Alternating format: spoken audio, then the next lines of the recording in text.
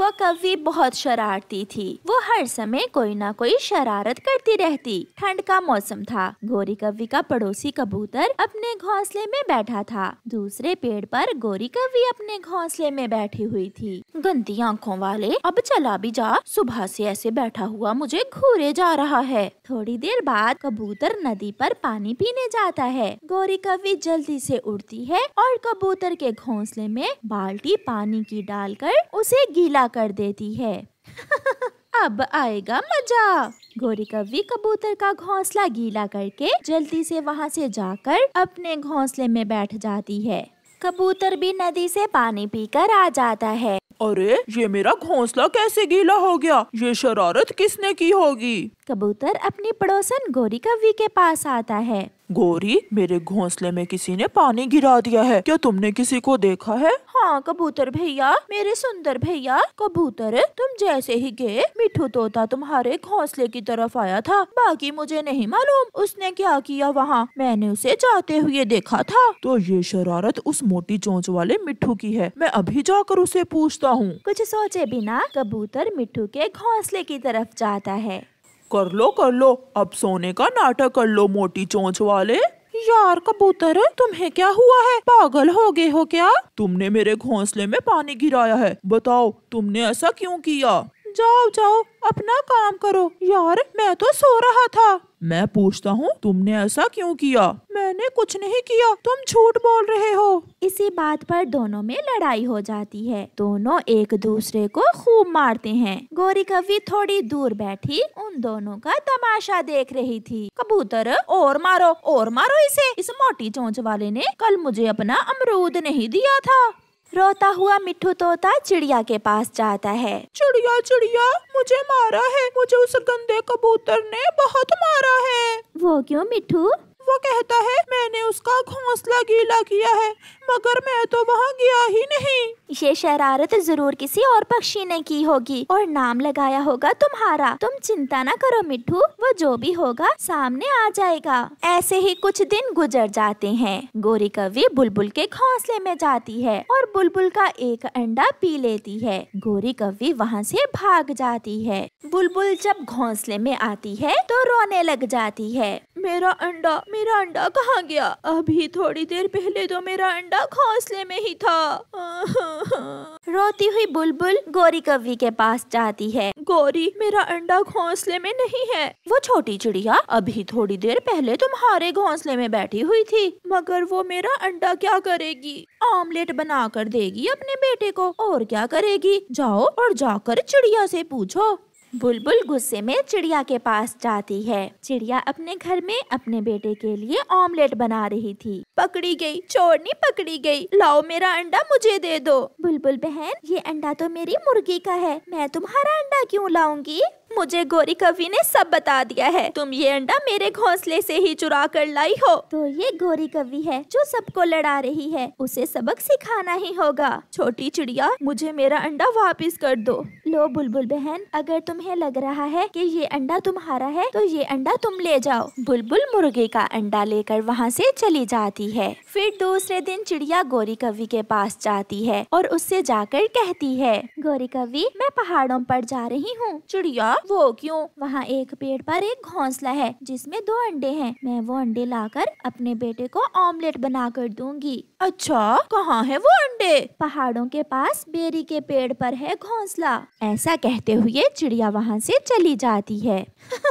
पागल चिड़िया, अब तो वो अंडे मैं ही पीऊंगी और तुम ऑमलेट बनाओगी अंडों के बिना ही। गोरी कौवी वहाँ से भागती है।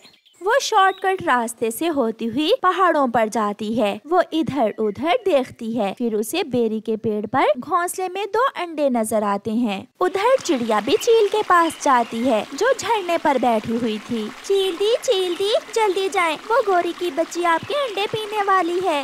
ये सुनकर बड़ी चील बहुत गुस्से में आ जाती है। उस काली कौवी की इतनी हिम्मत कि मेरे अंडों को चोंच लगाए। मैं अभी उसे देखती हूँ। चील जाते हुए एक डंडा उठा लेती है। गोरी कौवी चील के घोंसले में बैठी अंडा पीने का सोच रही थी कि पीछे से बड़ी चील आकर गोरी कौवी को पकड़ लेती है और उसे मारना शुरू कर देती है।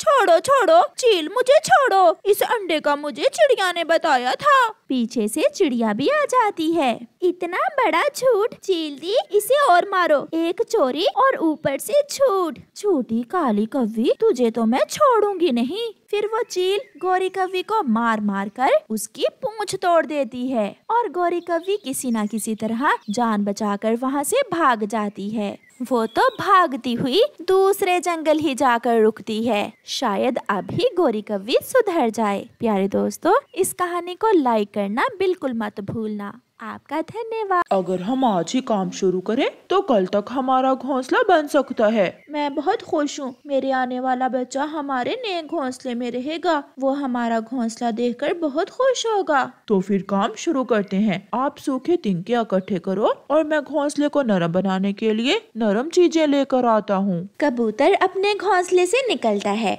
और लूसी कबूतरी अपना काम शुरू करती है। कबूतर दूसरे जंगल बुलबुल के पास जाता है। बुलबुल बहन, क्या आपके पास पुराने पंख हैं? अगर हैं तो मुझे दे दें। क्या आप अपना नया घोंसला बना रहे हैं? हाँ बुलबुल बहन, मैं चाहता हूँ कि मेरा घोंसला नरम और आरामदेह हो। कबूतर बुलबुल से गिरे हुए पुराने पंख ले लेता है और फिर पहाड़ों के पास जाता है जहाँ नरम घास थी। कपास के फूल पूरी तरह सफेद हो चुके थे। कबूतर वहाँ से कुछ कपास के फूल तोड़ता है और वापिस होता है। लूसी ने भी सूखे तिनके इकट्ठे कर लिए थे। अब वो बैठी अपने पति का इंतजार कर रही थी। कबूतर भी आ जाता है। लूसी, आप ये चीजें इकट्ठी करें और मैं जल्दी से चिड़िया को बुला लाता हूँ। वो हमें घोंसला बना देगी। कबूतर चिड़िया के पास जाता है। चिड़िया चिड़िया, मैंने सारी चीजें इकट्ठी कर ली हैं। अब आप मुझे घोंसला बना दें। कबूतर भैया, क्या आप पक्षियों के पंख ले आए हैं? मैंने सारी चीजें जमा कर ली हैं। फिर चिड़िया कबूतर के साथ जाती है और कबूतर का घोंसला बनाने का काम शुरू करती है। चिड़िया बहन, मैं आपके लिए दाना ले आता हूँ क्योंकि आप आज दाना नहीं लेने जा सकेंगी। कबूतर भैया, मेरी बेटी भी भूखी होगी, मेरी बेटी के लिए भी थोड़ा दाना ले आना। कबूतर चिड़िया के लिए दाना लेने चला जाता है और चिड़िया कबूतर का घर बनाती है। कबूतर मैदान में जाता है और वहाँ से उसे कुछ दाने मिल जाते हैं। लूसी, तिनके तो लग गए, अब आप मुझे रंग बिरंगे पंख दो, मैं वो पंख लगाकर घोंसला नरम बना देती हूँ। चिड़िया बहन, आपने घोंसला बनाना कैसे सीखा था? मैंने अपनी माँ से सीखा था। मेरी माँ बहुत सुंदर घोंसले बनाया करती थी। कबूतर दाना ले आता है और चिड़िया कबूतर का घोंसला बना देती है। चिड़िया बहन, आपने तो कमाल कर दिया। ये घोंसला तो बहुत शानदार है। चिड़िया अपने पड़ोसी की मदद करके दाना लेकर अपने घर चली जाती है। आज रात लूसी और कबूतर बहुत खुश थे।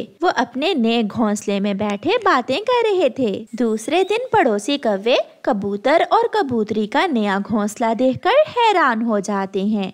कालू, ये कबूतर और कबूतरी ने कब नया घोंसला बना लिया है? ये तो बहुत सुंदर है। गोरी, मेरा तो मन कर रहा है कि हम उनका घोंसला चुरा लें। देखो देखो, वो दोनों कहीं जा रहे हैं। वो शायद नदी पर जा रहे हैं। चलो, तुम मेरे साथ चलो। फिर कौवा और कव्वी कबूतरों के घोंसले के पास जाते हैं और इधर उधर देखकर उनका घोंसला उठा लेते हैं और वहाँ से भाग जाते हैं। वो जंगल की दूसरी दिशा में चले जाते हैं। कबूतर और कबूतरी जब वापस आते हैं तो अपने पेड़ पर अपना घोंसला ना देख वो रोने लग जाते हैं। हमारा घोंसला किसी ने चुरा लिया है। मैं छोड़ूंगा नहीं, मैं उसे छोड़ूंगा नहीं जिसने हमारा घोंसला चुराया है। गुस्से में कबूतर उड़ता है। वो सारे जंगल में घूमता है। तोता अपने घोंसले में बैठा हुआ था। मैना भी अपने घोंसले में बैठी हुई थी। कबूतर रुकता नहीं, वो आगे जाता है। ये पेड़ ठीक है कालू जी, हम इसी पेड़ पर अपना घोंसला रखते हैं और ठंडे मौसम में गरम घोंसले के मजे लेते हैं। मेहनत की कबूतर ने और आराम करेंगे हम। दुष्ट कौवो, मैं आ गया हूँ। मैं अपनी मेहनत से बनाया हुआ घोंसला किसी भी कीमत पर तुम्हें नहीं दूंगा। कबूतर को देखकर कौवे डर जाते हैं।